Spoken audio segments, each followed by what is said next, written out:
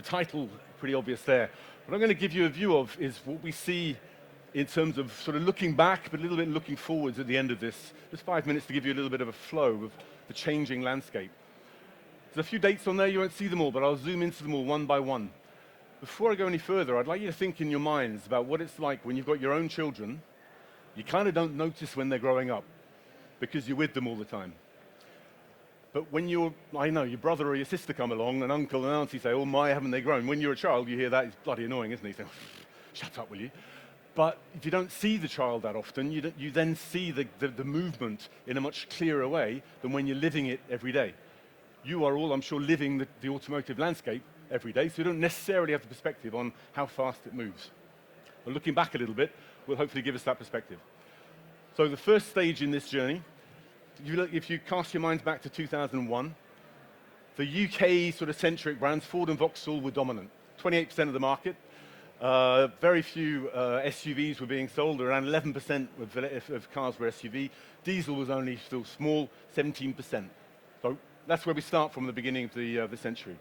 2006, we all remember Gordon Brown told everybody to go and buy diesel. Then we criticized him because that wasn't the right thing to do in the end.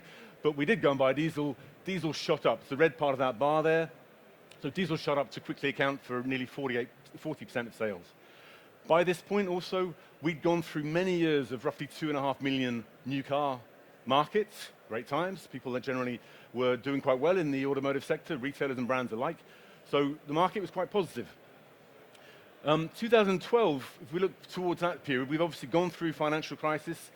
We've gone through a period as well, when you look back, of how the German brands have used the strength of their residual values, the use of PCP, finance grew to 9 and 10 of sales, to become bigger than those previously UK-centric, UK thought of brands like Vauxhall and Ford. So they've overtaken. That's the red line going ahead of the white one. So things have moved on. And equally, by this point, more than half of all sales are now diesel. So again, we don't realize how things change quite quickly when we're living them, but they really do. If you look to 2016, feels like a long time ago now, but that was the high mark of the new car market. We hit 2.7 million cars. It was extremely pushed, the market, probably overheated. Not all natural demand, but there's a lot more cars than we're seeing today. At that point, we'd had Dieselgate just before that. 2015, back end of 2015, Dieselgate hit. We started thinking, well, we need to do more on EVs. Regulation started to be talked about. We all know where that's led to right now. Winding forward more recently to 2019, and now you've got a different brand landscape here. So you've got the red and white here showing you the shares attained by the Korean brands.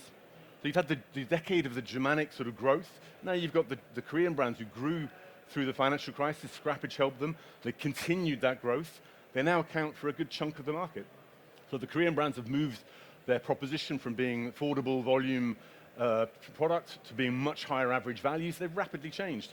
And again, you don't necessarily notice it when you're in it, but wind your minds back to when Kia and Hyundai were selling, pronounce it badly, were selling through sort of corner shops on the high street. Very different to what they're doing right now.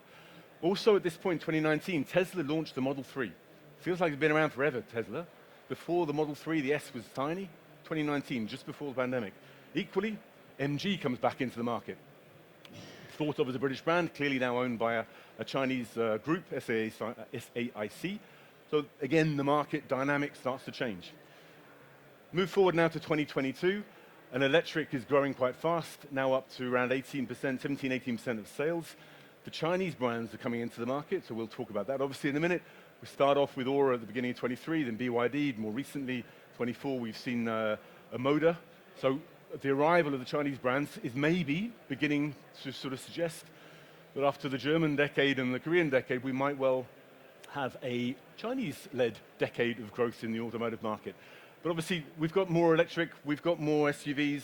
The market is now predominantly SUV at this point, and we've got a chip shortage, so we've got a seller's market, a pull market, let's say. Quite good profits for everybody. If you fast forward again to today, and while we're no longer in a seller's market, it's much more of a buyer's market, it's much more push than pull, it's hard. But we've now got the ZEV mandate, which is really driving that push approach, where we've got to get the sales numbers up for electric cars. They are finally moving forwards, but demand isn't quite in line, so we need to stimulate it, and that's costly. Also, wind forward to Ford and Vauxhall now, way less share than they used to be getting. They're now taking barely double digits, just a bit more than 10%. They started out, if you remember, at 28%. Again, think how the landscape has changed as those brands, some have got bigger, some have got smaller over this period of time. Wind your clock forwards, and who knows where we'll get to. But we might well get to something like this scenario. Our expectations, our own simulations at Auto Trader suggest that the Chinese new entrant brands that today account for around 7% of the market, and I'm not including all of the ones that you could add in here. You could include Volvo, for example, Chinese-owned, Lotus, etc., lots of others, or products produced in China, like an iX from BMW and so on. But we think that will probably get to 20% by the end of the decade, or just in the beginning of the next decade. It will be a different landscape. But if you look at what that means as well in terms of headlines, overall the landscape's very different. We will, if we are successful in this transition, have got to a very different point of EV transition, EV sales, around 80%, of course, at that point, hopefully more. The remainder being a few hybrids. And we will have more choice in the market, and that for a consumer is great, but it's equally complex. We'll come to that, I'm sure, in a moment, because there are more brands around and more models.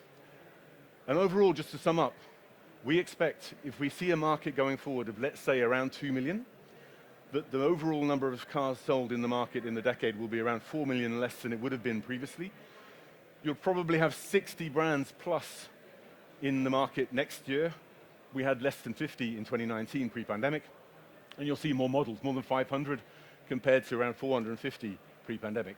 So there are more cars sold by more brands for a lesser volume. So that's going to lead to a very competitive and complex landscape. So hopefully, just after that initial introduction, we're all more or less on the same page of agreeing that there is a changing landscape.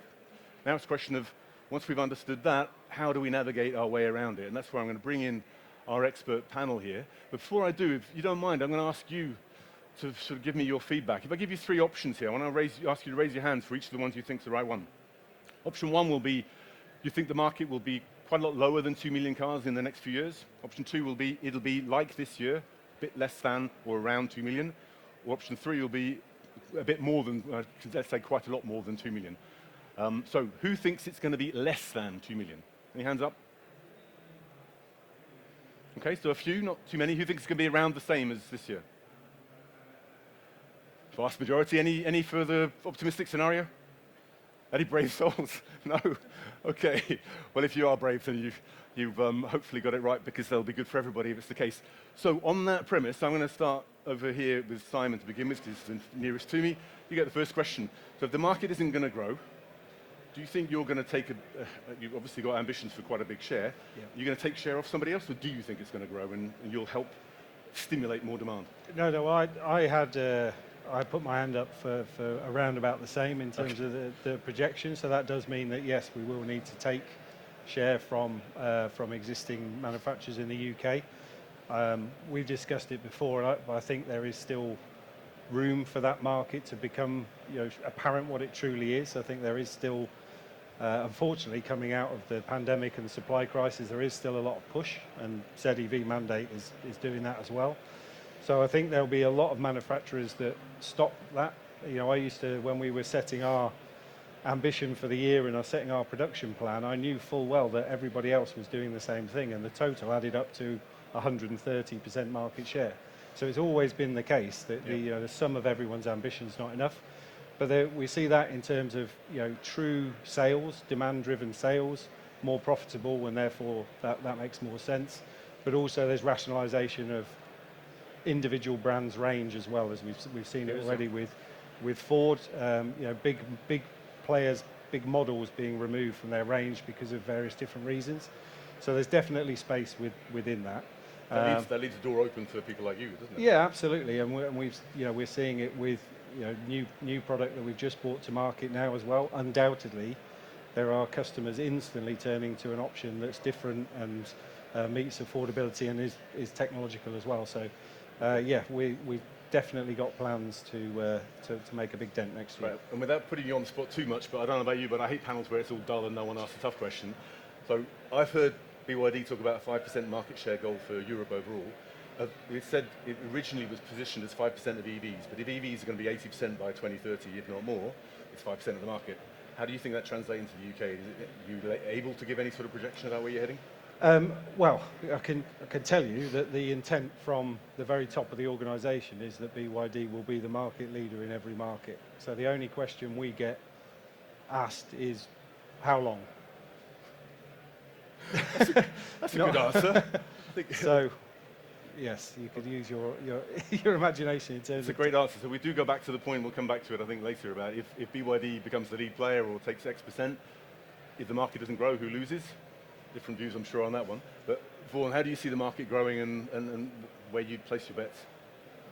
Interesting question. I'd agree with Simon's point. Certainly, if you go by their target setting for retailers, yes, they're on an exponential growth curve, which is exciting. I think it's fair to say the market is so dynamic and it is really changing so rapidly. It's hard for me to pick a winner or loser as such. You could look at the major trends, brands with good EV product lineups into the future are clearly going to have an advantage with the current mandate.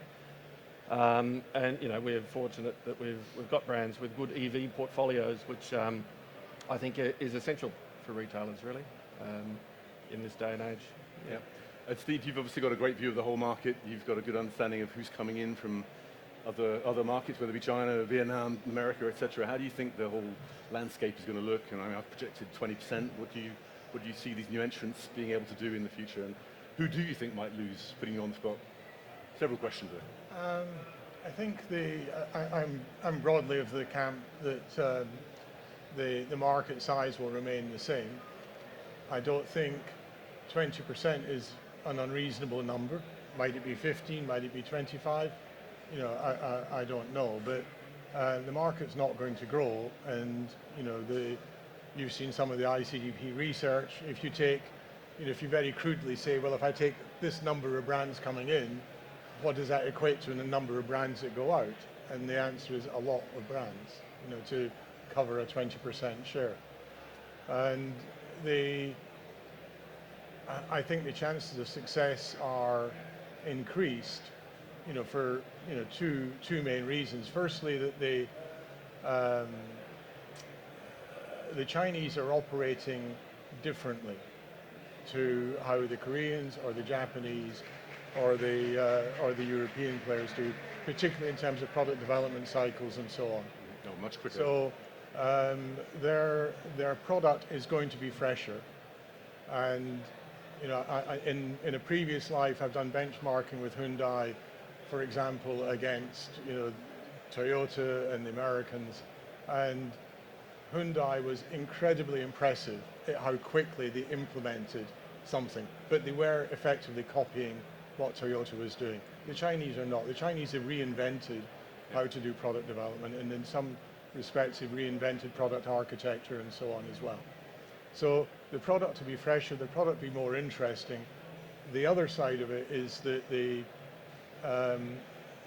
Japanese and the Koreans, if you go back to the 60s, 70s with the Japanese, and then more recently with the Koreans, they all had to serve their apprenticeship with the dealer community, the people who are represented here in the room. So they ended up being the first franchise brand for a used car player on a little site down a back road somewhere.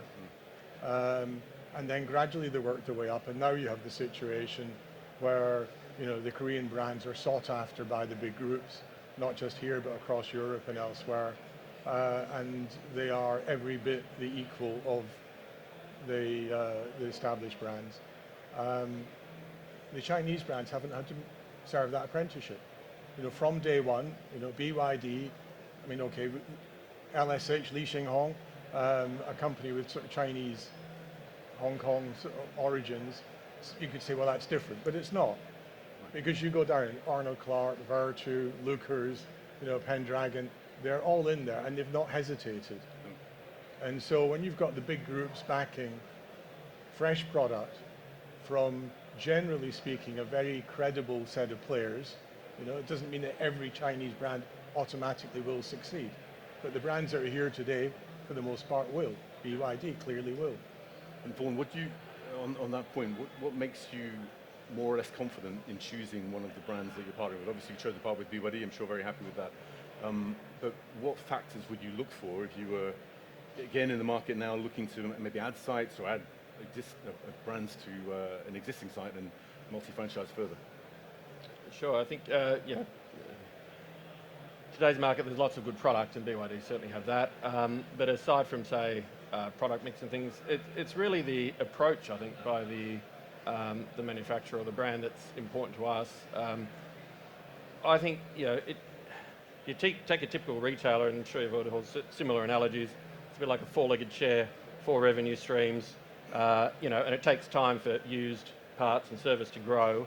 So you're really just surviving on new cars to begin with. So, for us, that needs support, and I think a sensible investment route is key. A long-term approach. So for us, it's something we're not looking for partners that are here and gone. It's got to be long-term.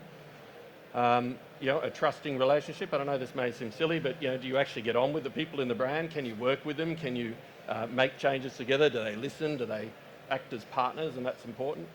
And the understanding of time. I mean, yes, I think to Steve's point, the Chinese brands are moving very quickly, but all things take time to grow and develop. And I think that's key in brand partnership selection.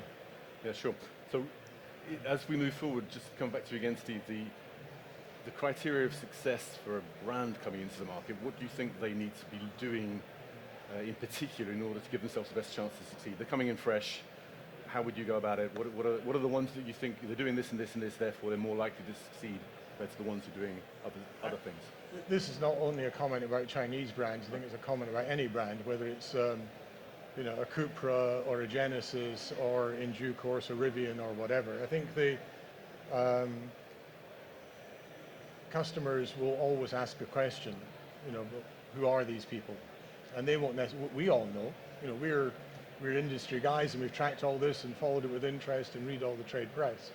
But the average customer doesn't know what the brand is. But they need reassurance, don't they? They need reassurance, they need some education about what the brand is. And when they say, okay, BYD is the same size as Tesla,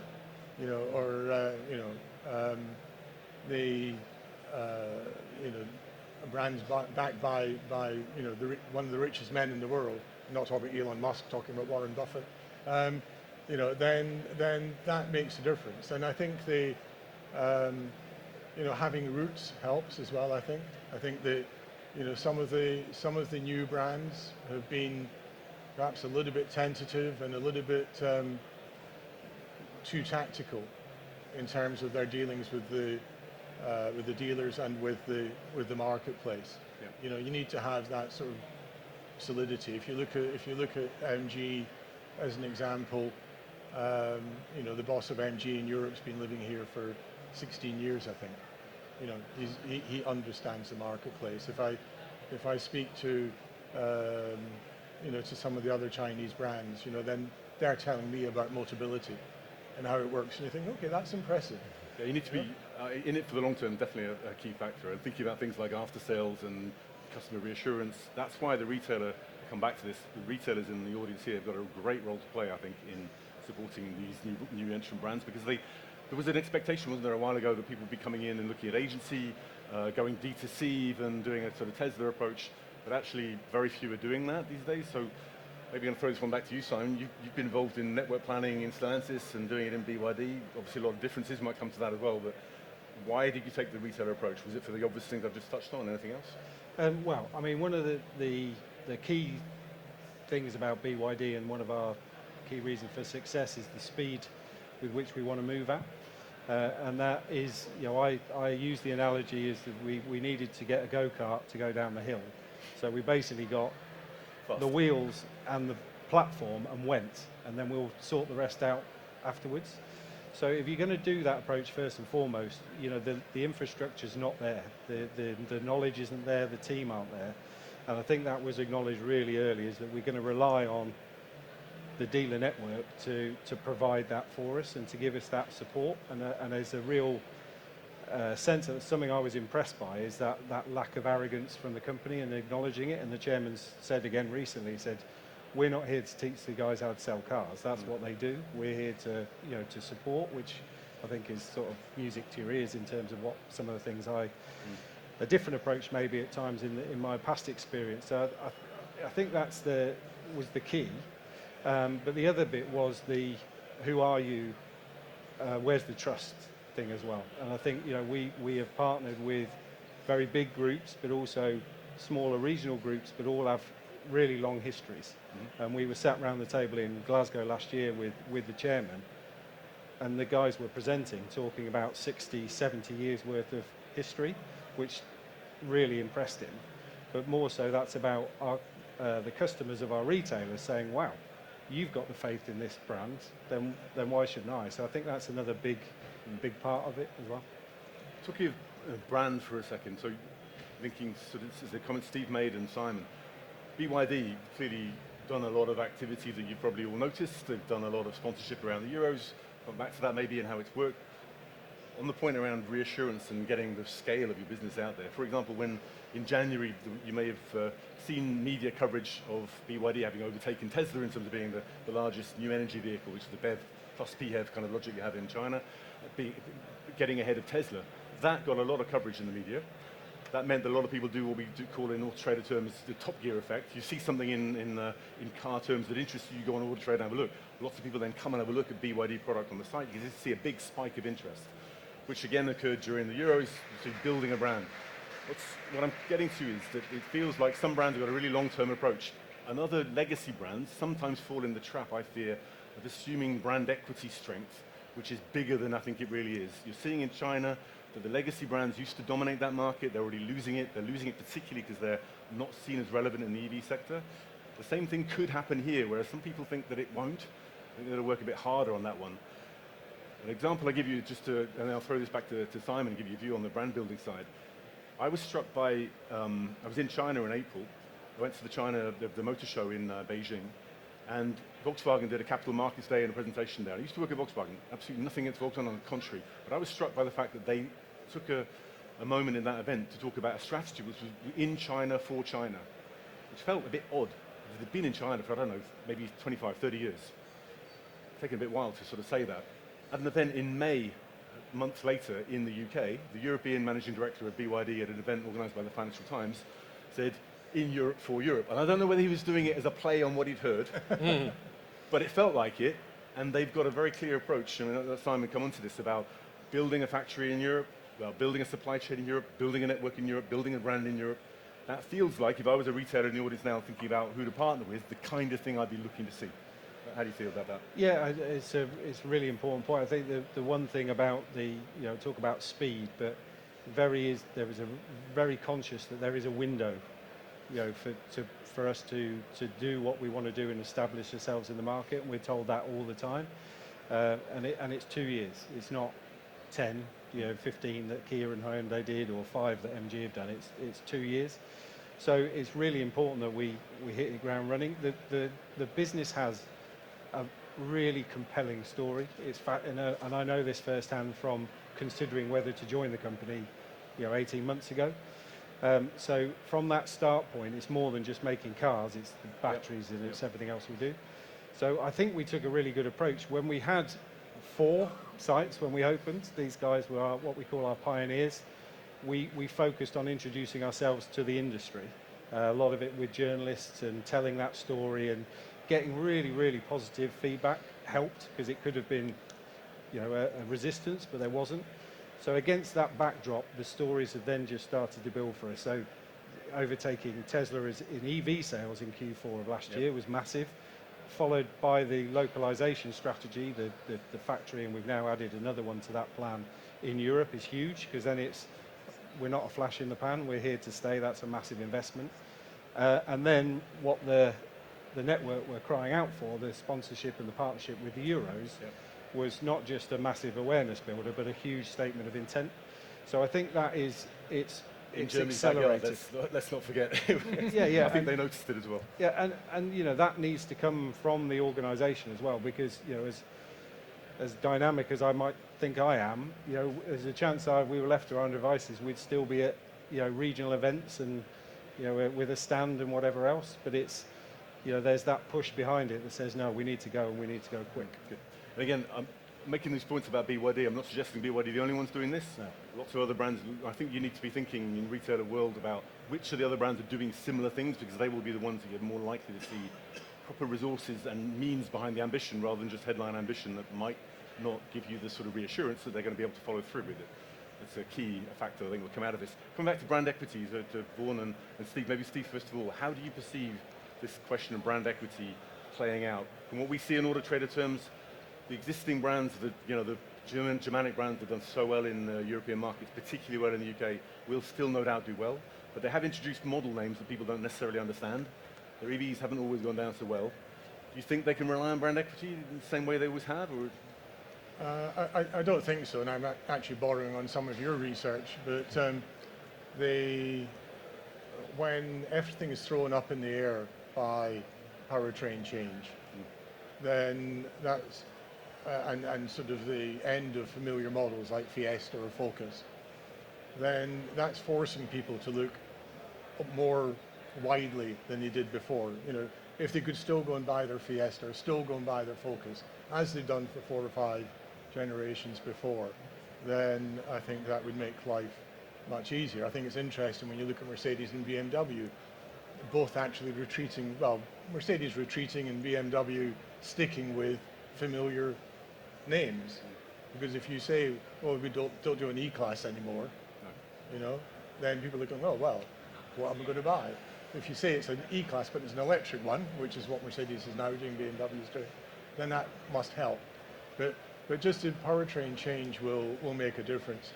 I think just to pick up one point on your, and clearly you want to follow through with Vaughan on the brand equity side, but on the local manufacturing side, we have, Skywell, which is here, is manufacturing in Turkey. Chery is reputed to be going open in Spain. MG is actively looking. BYD have already got 2. So there's a lot of manufacturing coming. But this is sort of an industrial point, but it is commercial implications. When you look at the value chain of a Chinese product, Chinese electric product, there is so much money in the battery. And the battery, under rules of origin, must be produced in Europe to be European. Once you've got the battery in there, and 1 or 2 other things like seats, cockpit assembly, which logistically you will always make locally. All the rest, and the body shell clearly, all the rest can keep on coming from China. So your inverter, your motor, your corner assemblies, the steering, all this stuff, all the infotainment, shove it in containers, bring it from China. You're still keeping a big chunk of the China economics with local manufacture. So that product is going to remain competitive even when it's produced here. Long may it do so, because from a consumer's perspective, we might have different views on tariffs, whether we've got a different political point of view in the audience or whatever, but from a consumer perspective, we can clearly see it in our data. EVs are still expensive. They're becoming more incentivized, so they're becoming a little less expensive, but it's that factor that's holding back potential consumer demand. And as we go towards next year, 28%, we're going to need more and more of the affordable products at every sort of segment of the market, including, in particular, the more affordable A-segment classes. That will hopefully make a big difference. But Vaughan, you've obviously got a very, very rich heritage brand in Mercedes. You've got a newer brand in terms of both Smart and BYD. Sure. How do you perceive the brand equity point playing out? It's an interesting consideration because I don't think any brand or product, in automotive or any industry, can afford to rest on its laurels entirely. You have to continue to develop and innovate, and as to your point, Ian, consumers are spoilt for choice in the market with what they can pick from product-wise. So I think it is good, as Steve says, that Mercedes are taking a more, their existing model range and electrifying that more and more.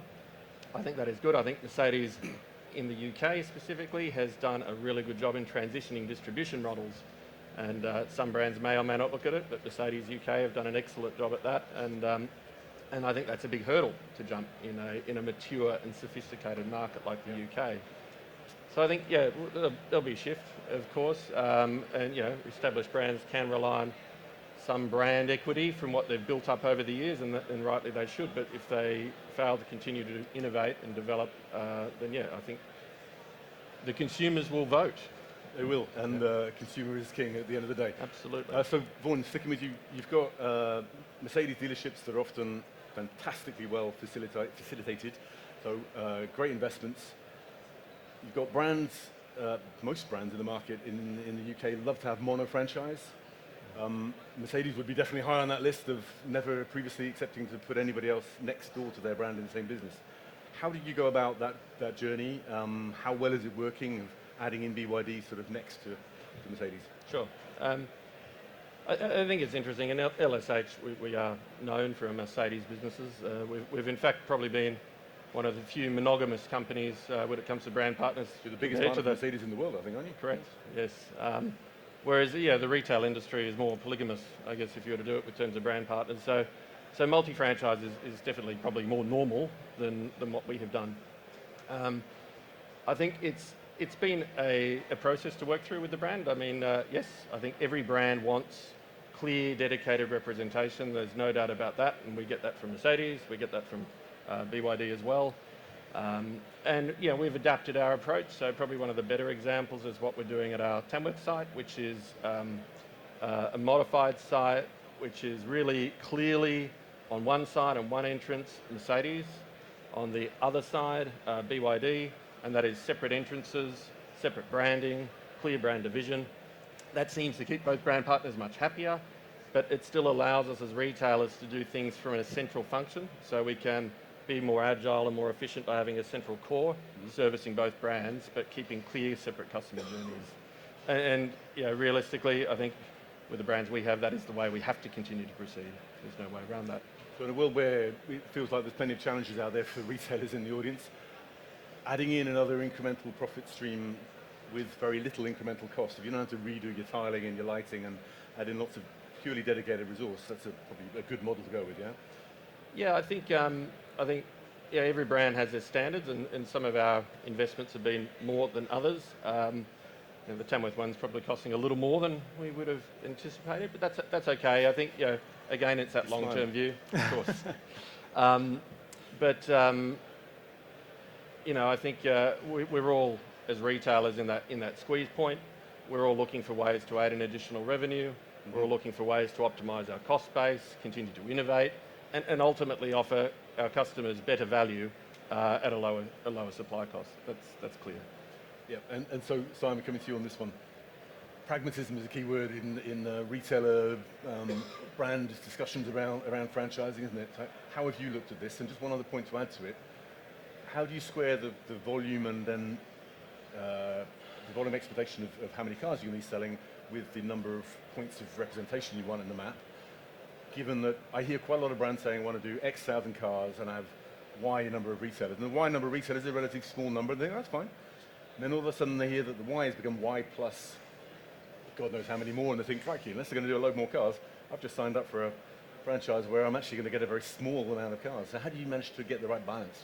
Yeah, the reason I was smiling was because I think you said it was a relatively low cost in terms of taking on board a new. I'm surprised you didn't fall off your chair because it is. I think it's the key. The key thing is the opportunities are there because of other manufacturers rationalising either their network or their range. To the point that you just made in terms of network. So there has been that opportunity. Plus there is the real business need to spread that cost, but if we are to achieve what we want to achieve, we can't enter the market as an add-on for some additional profit. And hence why the Tamworth example is fantastic. It's got effectively two businesses there. We're going to go from one car in March of last year to 8 or 9 cars by the end of next year on display. That won't be possible in every place. So it's a proper investment in terms of having that proper brand status. But we are very aware, because we've got people within the team who are experienced of knowing what the pressures are in the first place, that adding a load of cost for vanity of brand, it's got to be that colour tile or what have you, is not where we're at. So we've got very many iterations of achieving the same thing. So we've got a really huge space, but within an airport terminal that is the Stockport site anyway. So it's the biggest dealership I think I've ever seen. It's phenomenal. Or we've got standalone sites, and then we've got practically new build sites starting, which will take our new corporate identity, which looks fantastic, and they'll be, part of our sort of our landmark sites, if you like.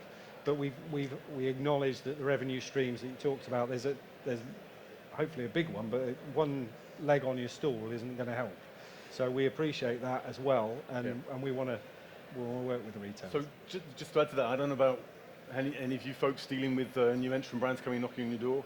Another bit of advice I'd give you, as an ex-retailer as well myself, I'd be looking at somebody who's got ambition and the means behind ambition. That means, tell me they've got one car to begin with, like Simon did, BYD, but show me that there are 2 or 3 coming behind that, because a brand isn't really one model. You want to have a chance of actually growing into something consequential for your business, otherwise it feels like it might be just a bit part side of your business. We've asked lots of questions to these folks. What would you like to ask them? Are there any questions in the audience you'd like to put to these experts?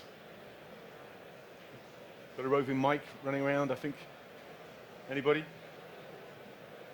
Everyone's very quiet. No? Okay, back to me then. So, Steve, coming back to you.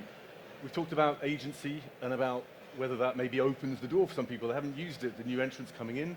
Some of the legacy players are using it.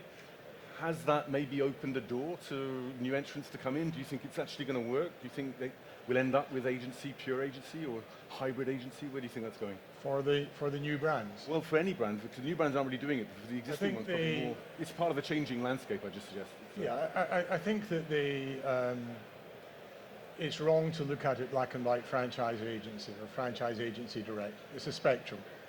And you can move the franchise from a traditional, I don't know, 16, 17% margin, perhaps back at the beginning of your timeline, through to 6% now. And it's just getting closer and closer to agency, it's 6% commission. And beyond that, you go to direct. So it's a spectrum, not a binary option. And I think different brands will end up using at different points along that spectrum. I think for the new brands, then it's very bold in a competitive market to bring a new brand to a market which, at least as a shareholder, you don't understand. Working with executives who may understand the market, but you still don't really understand them. And then say, you know, and often with new product technology, and then say, and by the way, just to really stack the odds against us, we're going to try and roll some dice and do it differently. It can be done, I guess, because Tesla did it, but I guess they're a bad example in as much as they had a first mover advantage. When they were the only show in town. Yeah. So you know, it was the only premium electric product, and they, at that time, were able to sell every car they made because the customers were queuing up faster than they could build them. Polestar did it in a sort of semi-agency way, with working with retailer partners. They did it in a fairly extreme agency way, but then they backed off to a more conventional agency, and when you look at their sales numbers, it's not working. Challenging context. So coming back to maybe the world of OEM, you worked for a sort of kind of British group that became a much more French group, Chinese group. What are the big differences? How does it feel?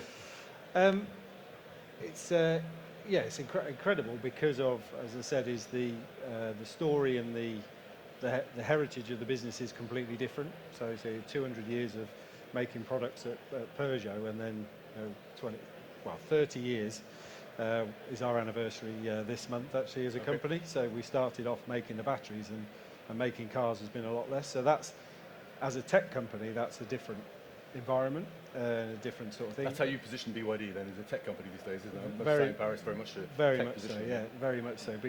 Because of the many streams there are to it, but also the constant development that goes on to stay ahead of that. So, and that's what the chairman will talk about companies that haven't moved. He won't talk about automotive, he'll talk about tech, he'll talk about Ericsson and Nokia and people like that.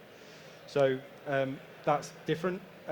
Clearly the speed is different. I think it's just the sort of the boldness of it. You know, there's a problem moving cars around the world, and let's get our own boat.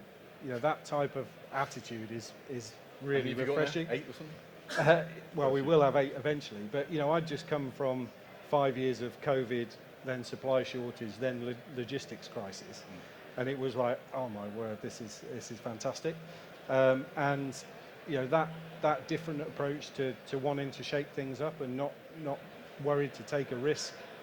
You know, you could argue, say, we haven't got that brand equity at risk maybe, but we do some things that you wouldn't even dream of in a legacy brand. We talk about China speed. China speed is often referred to as the fact they can develop cars these days in more like 2 years instead of the industry legacy brand historically averaging around maybe 6, 7 years. My view, having come back from China earlier in the year, I said, is they seem ahead and they're going faster. So unless something radically changes the legacy world, it's gonna get tough to catch back. But also they talk about 996, which is 9 to 9, 6 days a week. Is that what they ask you to do? Well, they ask, yes, but I used to think I worked pretty hard where I was before, out of hours, but it's very intense. You've got Stella Lee, who's the executive vice president of the company, president of South America. She's now president of Europe, and I've not seen a day when she's not at work. Yeah. We ask our retailers to report to us daily on their activity. That report goes through to Stella at about 10 o'clock at night, and she responds every time. That's one market sending in their data. So, yeah, it's quite demanding. But that does, I don't know Vaughan's opinion. We have WhatsApp groups with all our retailers. All their management are in a WhatsApp group, and all our management are. Right up into our country manager and everything else. That's good speed. And the team are available when there's a question goes in on a Saturday that needs answering, and also feedback is listened to. So I think those types of things just helps us to build that relationship that Vaughan talks about. A couple of questions for Vaughan and Steve on the content of the cars and the way they build the cars. The first on the content. Everyone talks about the Chinese product coming into the market being like smartphones on wheels. It's what they like to call them, their cars over in China. They love the entertainment, the tech in the product, in the car itself, more than necessarily the drive. The drive's going to be good, but they're almost like Simon said, talking about beyond EVs needing to have good range, good affordability. They've got that. They're in the next generation of EVs, talking about how they distinguish themselves. It's all about the tech. So how do you perceive that in terms of tech? And then I'll come to Steve about how they build the cars. We'll think about that one. I think, I'd go back to the point on saying consumers are generally spoilt for choice these days. The tech in cars is getting better and better. Certainly the Chinese do this. I think the Germans do it as well. I don't think any of them are tech adverse. They're all looking for ways to give consumers better driver experiences, better infotainment, better connectivity, and really functions that you can rely on. I think some of BYD's great tech is vehicle to load, where you can reverse the power back out of the battery into a power board or back to the grid eventually. Mercedes, I know we're looking at tech that allows you to incorporate Office apps into your dashboard, so you can do your Teams meeting from the car. So they're all looking at ways to continue to develop product and bring it really to life for consumers. It'll be great though when we get to that point, like in the Chinese market, where they really do think of sort of the next generation of EVs that go beyond our concerns in the UK being more about what's the range like and is it affordable? They really are beyond that now, and it's great to differentiate with other things. But they build the cars quite differently, don't they, Steve? They take a software-defined vehicle kind of approach to the design of the cars. The casting methods are different, therefore the costs are lower. Yeah, I think it's much more a question of sort of plugging the modules together and then using the software to enable them and being able to enhance the functionality over time. In the end of the day, you can't change the sheet metal, and I've not seen any evidence so far that any of the manufacturers are building in hardware in a way that allows you to say, well, I'll take out this graphics card and put in that graphics card on your PC or something. So, but you could see that it could come. And I think also one of the questions around the whole sort of software-defined vehicle is to what extent customers actually want some of the functionality and capability that's theoretically there. So, okay, I might be able, one of the reasons why Huawei and Xiaomi have come into the car business, because they see an extension of their smartphone domestic appliance businesses. And so in principle, you can control your washing machine from your car through car functionality, not through your Siemens app that happens to be your app. Exactly, if you really want it. And how often do you really want it? How many times? On your coffee machine from your car as well. Well, that's it. You're sort of thinking, well, I'll have a coffee when I get in. So I think but it's opening up a world where I think that we will use the functionality. If you look more broadly at the Internet of Things, having the car communicate to road infrastructure so that you know where there's problems, having cars communicate from the traction control that there's an icy patch on the road, and it's then communicated to the cars behind, and the cars behind all then recalibrate the traction control. things like this. That's all technically feasible, and so I think we will see that now. The Chinese don't have a lock on that, but they do seem to be better at getting the software right. They do. And if you and getting it right faster. And as do Tesla, they've done the same sort of things, haven't they? Yeah, but if you look at, and I'm not picking on Volkswagen, but I will. One of the reasons why Herbert Diess got the sack from Volkswagen 18 months or 2 years ago was because CARIAD, their in-house $6 billion, software investment, basically didn't work. And I left Volkswagen because that's what they were going to do. And they ended up spending, I think, $2 billion to buy stake in Rivian and have access to Rivian's software platform, and buying a stake in XPeng, which at the time was questionable as to whether it would survive. All of a sudden, Volkswagen come riding over the hill like the cavalry, buy a big stake to get access to their software and to develop a platform for the China market. So they have a technical edge there, and so how quickly we start using it as customers is another question. Yeah. But I just think that it's, as you said, the further they fall behind for the established players, the more difficult it will be for them to catch up. We need to wrap up in a couple of minutes. I'm going to ask you for your last thoughts about what you think is going to happen by the end of this decade. Let's say any key headline grabbing things that you'd like to call out. But on the design of cars coming out of China, but also call out Tesla, one thing to bear in mind that strikes me at least is that the traditional model of building a car is cast the whole thing. The way that a lot of the new entrants are doing things is casting sort of components, the front, the back, the chassis. The chassis is integrated with the battery. Then all the tech is coming at the last minute. You're parallel lining those things. So you're not doing everything sequentially. That's why you can do it a lot quicker and more affordably. That's what can reduce the cost.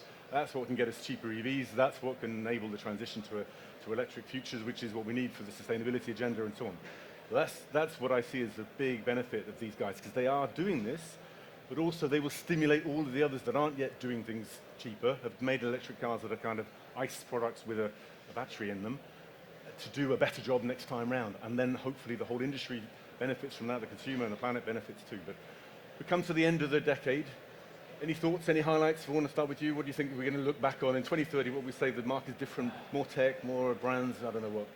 It'll all evolve, exactly as you said. If I put a retailer perspective on that, from my seat, it just means we need to change faster. The moving landscape and the environment around which we're operating in is changing. So with a higher EV share, what do our after-sales businesses look like? Where are we generating revenue from, traditionally from part sales? Because exactly as you point out, different production, different technology, and that will all shift. So I think as retailers, we need to continue to be agile, we need to be lean, we need to deliver new products and services that we're not today delivering that well. So I think of it as how much of that consumer spend in the pound are we getting during the ownership period? Are they staying with us for every aspect of their ownership period, or are they going outside of us for tyres or brakes or other functions? So how much can we in-house? Things like rapid repair, cosmetic, to really create a better value chain as retailers. Otherwise, I think, what's our role to play? So I think, for us, it's still just transitioning the business as quickly as we can as the market changes along those sort of frameworks. Simon, any forecasts, hopes, expectations? Well, we will be the market leaders in the UK, clearly. But I think it here, folks. I think it's more about the, I want this transition to EV to become easier, not from a selfish perspective, but in terms of people's consideration of it. There seems to be so much weight on the negative and so much airtime that the conversations I have with people always end the same way of, I didn't realise that.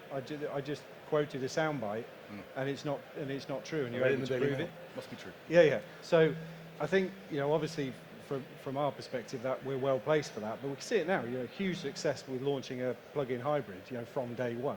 So there's still a lot of people who were interested in the brand who've now come in because they're not pure EV. Yep.